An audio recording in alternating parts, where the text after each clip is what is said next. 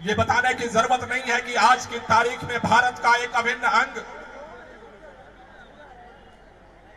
मणिपुर के लोग किस दुर्दशा से गुजर रहे हैं। मैं पिछले एक हफ्ते से देख रहा हूं टेलीविजन चैनल पर भारतीय जनता पार्टी के नेता आते हैं, संसद के अंदर भारतीय जनता पार्टी के नेता खड़े होते हैं और पूछते हैं कि मणिपुर पे अगर चर्चा चाहते हो तो राजस्थान की भी चर्चा करो। कहते हैं मणिपुर पे चर्चा चाहते हो तो विपक्ष के जो अलग अलग राज्य हैं वहां की स्थितियों पर चर्चा करो। मैं भारतीय जनता पार्टी के नेताओं से कहना चाहता हूं कि ये देश दिल्ली पे भी चर्चा करना चाहता है, यूपी पे भी चर्चा करना चाहता है, कश्मीर पे भी चर्चा करना चाहता है, एमपी पे भी चर्चा करना चाहता है, राजस्थान पे भी चर्चा करना चाहता है। मां भारती के गर्भ में पैदा हुई हर एक बेटी के आबरू पर जहां भी संकट आता है उस पर चर्चा करना चाहता है। लेकिन इसके बहाने पिछले 90 दिनों से 3 महीने हो गए मणिपुर के लोग जिस दर्द को महसूस कर रहे हैं, भाजपाइयों तुम्हें आंख बंद करके इधर उधर नहीं जाने देंगे। अगर देश के प्रधानमंत्री को लगता है कि वो चुप्पी साध करके मणिपुर के दर्द को इग्नोर कर देंगे, यह इस देश के अंदर अब संभव नहीं है। देश ने आपको 9 साल मौका दिया है। आपने नारा लगाया था इस देश के अंदर बहुत हुआ महिलाओं पे अत्याचार, अब की बार मोदी सरकार। प्रधानमंत्री जी, आपको मणिपुर में वोट मांगने जाने के लिए मौका मिल जाता है, आपको नागालैंड में वोट मांगने का मौका मिल जाता है, आपको तमिलनाडु में जाकर के वोट मांगने का मौका मिल जाता है, आपको विदेशों में घूमने का मौका मिल जाता है। लेकिन मैं भारतीय जनता पार्टी से पूछना चाहता हूं, अरे तुम्हारा 56 इंच का सीना कहां चला गया? आज मणिपुर पे बात करते समय कहां छुपे हुए हो पर्दे के अंदर? देश के गृह मंत्री कह रहे हैं चर्चा के लिए भाजपा तैयार है और विपक्ष भाग रहा है। भाजपाइयों, तुम्हारे पास अब बहाना नहीं बचा है। मणिपुर के उस बच्चे के दर्द को तुम्हें इस बात के लिए खड़ा होना पड़ेगा, उस दर्द का हिसाब देना पड़ेगा। आज हजारों बच्चे मणिपुर के हिंसा में गायब हो चुके हैं। माएं बिलख रही है, हमारा बेटा कहां गया? बहनों के साथ जो अत्याचार हुआ है वीडियो के माध्यम से आज पूरे देश और दुनिया के सामने आ चुका है। घर जलाए जा चुके, एक एक दिन का जोड़ करके लोग झोपड़ियां बनाते हैं, अपना घर बनाते हैं, अपना आशियाना बनाते हैं, जल करके खाक हो चुका है। और तुम कहते हो मणिपुर पे चर्चा हम तब करेंगे जब राजस्थान पे चर्चा होगी।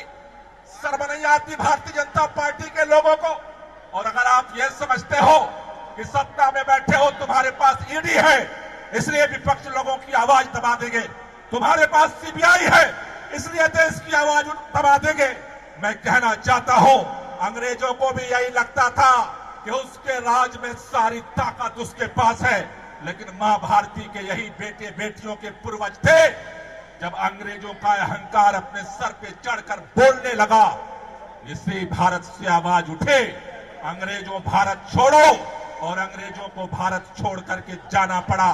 पूरे देश में आवाज उठ रही है, अगर मणिपुर को न्याय नहीं मिला, मणिपुर में अगर शांति स्थापित नहीं हुई, मणिपुर का मुख्यमंत्री बर्खास्त नहीं हुआ, मोदी जी आकर के संसद में जवाब नहीं दिए।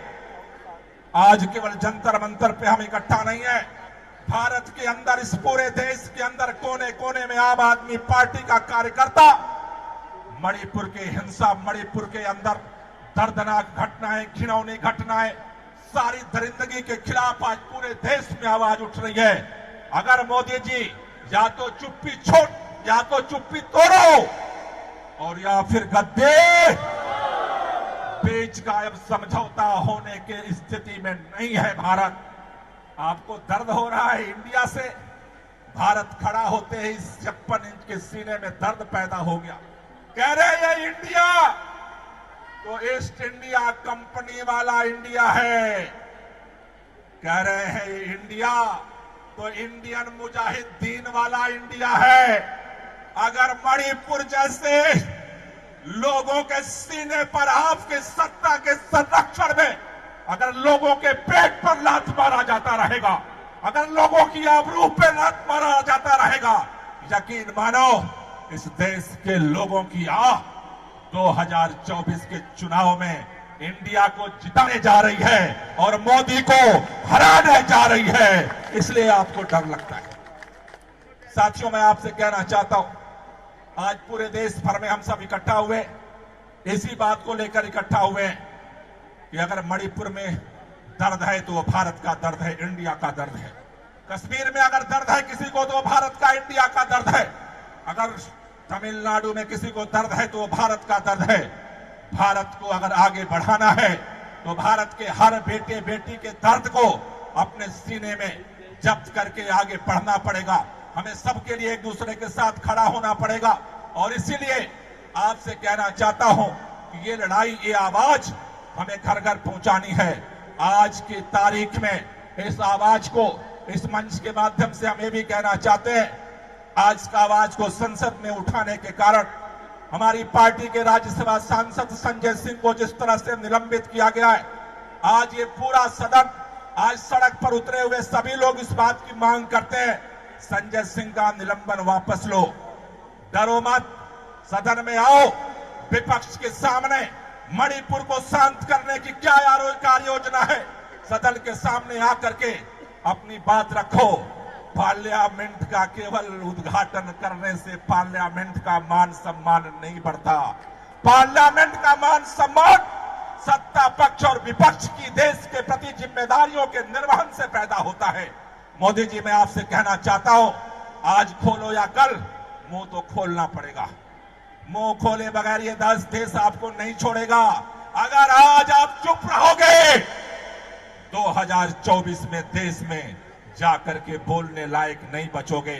वोट के लिए तो जाना पड़ेगा ही लोगों के बीच में। आज अगर चुप्पी तोड़ोगे तभी यह देश आपको सुनने को तैयार है। इसलिए आप सबसे कहना चाहता हूं कि आज हम एक नारा और लगाएंगे, संजय सिंह का सस्पेंशन वापस लो, वापस लो।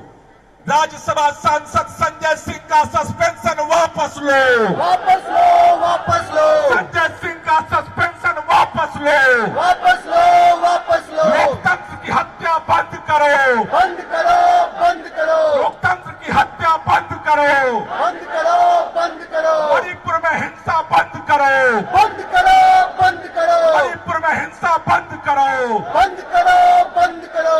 मैं बोलूंगा लड़ेंगे और आप सबको बोलना है जीतेंगे। दोनों हाथ ऊपर करके मैं बोलूंगा लड़ेंगे और आपको बोलना है।